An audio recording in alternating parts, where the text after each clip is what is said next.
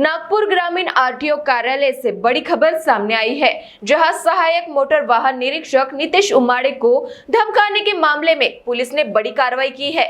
नमस्कार, आप देख रहे हैं NTV 24 और मैं हुआ आपके साथ नंदिनी बर्वे। जानकारी के मुताबिक एक एजेंट ने सीधे आरटीओ कार्यालय में घुसकर अधिकारी को धमकाया और सरकारी कामकाज में बाधा डालने की कोशिश की।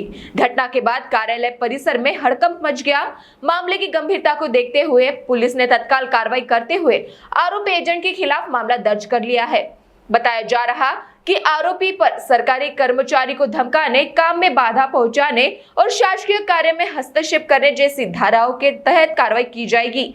इस घटना के बाद आरटीओ विभाग में सुरक्षा और एजेंटों की भूमिका को लेकर फिर सवाल खड़े हो गए हैं। पुलिस पूरे मामले की जांच में जुट चुकी है। जय हिंद। यामध्ये पोलीस स्टेशन कपिल नगरला यातील जे फिर्यादी आहे यांचं नाव आहे नितेश भीमराव उमाळे, वय 36 वर्ष। हे आहेत सहाय्यक मोटर वाहन निरीक्षक, प्रादेशिक परिवहन विभाग, नागपूर ग्रामीण।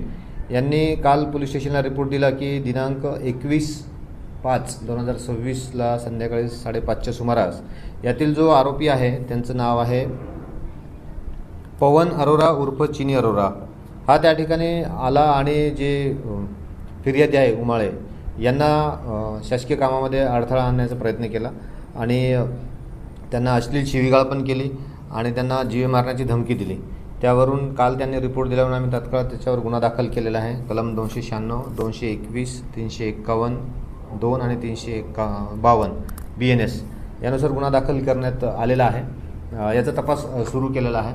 मी नागरिकांना आवाहन करू इच्छितो की अशा आरटीओ ऑफिसच्या किंवा दुसऱ्या कुठल्याही प्रकरणामध्ये असे एजंट जे कोणी असतील आणि आपल्याकडून ते पैसे उगाळून घेत असतील आणि शासकीय शासकीय कामाच्या मध्ये त्यांनी पैसे घेतले असतील तर तात्काळ डायल 112वर फोन करायचा किंवा जवळच्या पोलीस स्टेशनवर फोन करू शकता। माझ्या मोबाईलवर पण आपण फोन करू शकता। असा कुठलाही प्रकार खपवून घेतला जाणार नाही जो शासकीय नोकरदारांना धाकदपट करतो आणि त्यांच्यावर शासकीय काम करण्यामध्ये अडचण आणतो। तर माझी विनंती राहील की असा कुठलाही प्रकार निदर्शनास आल्यास तात्काळ जवळच्या पोलीस स्टेशनला संपर्क करावे। Bureau report NTV 24।